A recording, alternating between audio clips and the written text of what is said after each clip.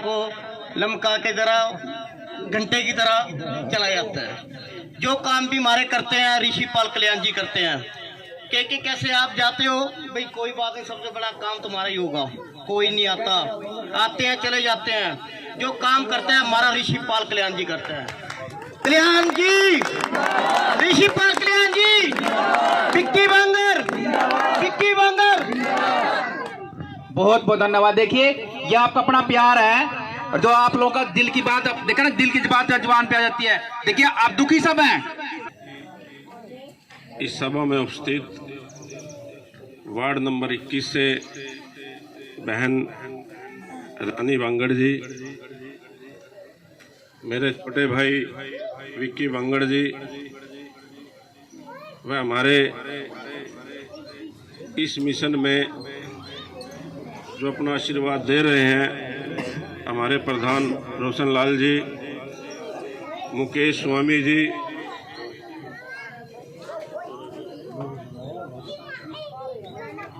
त्यागी जी, लाली जी, हरिराम जी, हरविंदर जी, वह हमारी इस मीटिंग के प्रवक्ता मास्टर नवजीवन जी। नगर निगम यमुनानगर की महिला की जो सीट है वो भी आरक्षित है और वार्ड नंबर 21 की सीट भी आरक्षित है। इसके लिए आप सभी बधाई के पात्र हो, क्योंकि ये जो बस्ती है, ये जो बिरादरी है, ये भी स्टूल कास्ट में ही आती है। और ये पहली बार ऐसा हुआ कि अगर आपके बीच में कोई महिला पढ़ी लिखी है वो भी मेयर का चुनाव लड़ सकती है। अगर आपके बीच में कोई महिला ऐसी है पढ़ी लिखी है, वो एमसी का भी चुनाव लड़ सकती है। ये आप लोगों के लिए बहुत बड़ी उपलब्धि है। और ये किसकी देन है? ये संविधान की देन है। और संविधान के निर्माता कौन थे? बाबा साहब अम्बेडकर जी। आज उस शक्ति की वजह से आप लोगों को एक मौका मिला, जबकि जो युगों युगों पुरानी बातें हैं, प्राचीन इतिहास है, उस टाइम पे कोई जाति नहीं थी, कोई धर्म नहीं थे।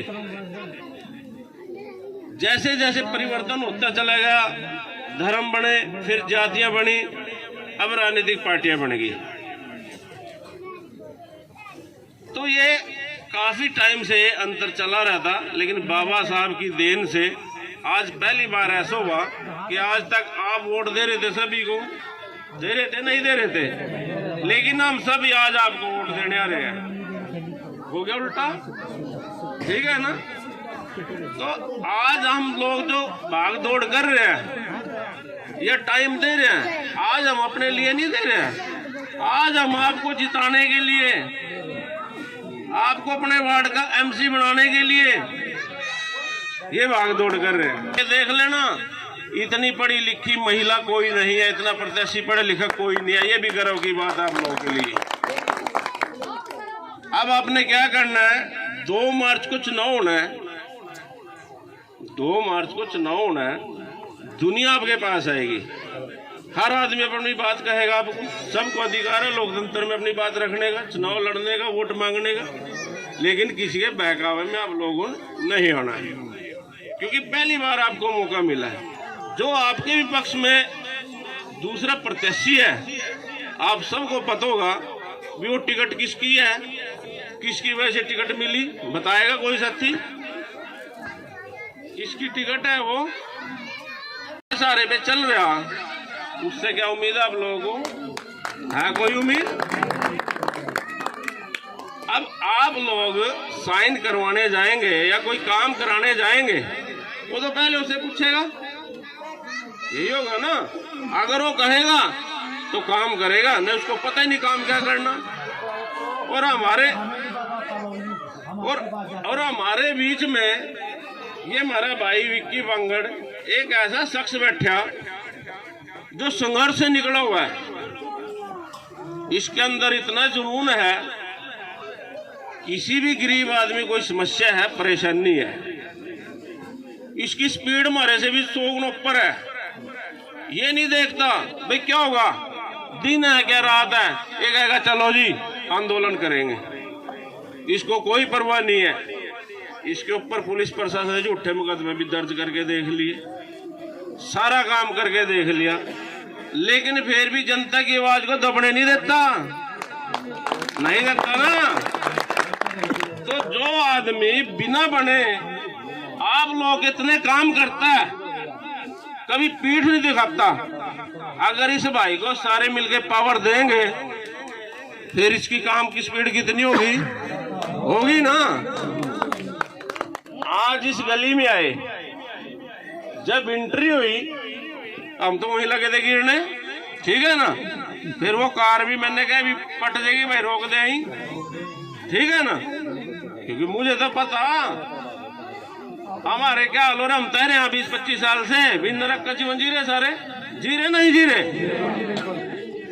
अगर आप लोगों ने इस नरक के जीवन से निकलना है, पक्की सड़कें बनवानी है, नालियां बनवानी है, अपनी गारंटी लेनी है, जितने आपके अधिकार मिले हैं वो सब लेने हैं, तो आपने 2 मार्च को हाथ के सामने वाला बटन दबाना है और कांग्रेस पार्टी को भारी बहुमत से जिता के यहाँ से भेजना है।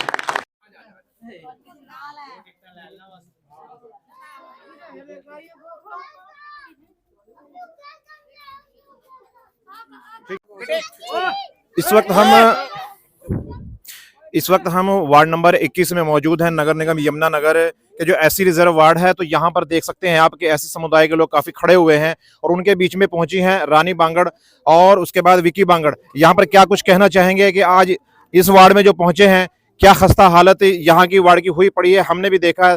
पूछेंगे इनसे कि सबसे पहले काम इन लोगों का क्या कुछ करने का है और क्या कुछ करेंगे। सबसे पहले हम प्रत्याशी से ही बात करते हैं। मैडम, प्राथमिकता क्या रहेगी आपकी वार्ड नंबर 21 के लिए? सबसे पहले मैं आपका धन्यवाद करती हूँ पॉलिटिकल स्टंट समाचार वालों का, जो आप यहाँ पहुँचे। देखिए, इस समाज के साथ हम जुड़े हुए हैं।